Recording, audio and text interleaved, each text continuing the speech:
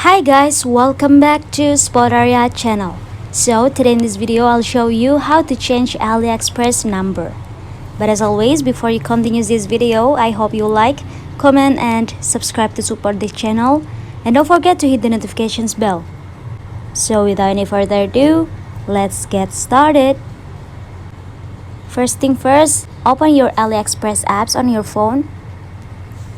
And now you just have to go to your account by tap the account icon at the bottom right of your screen. After, tap on the gear icon at the top right. Now when you see shipping address, just tap on it. Tap on edit button below the address and just erase the number that you want to change to the new one.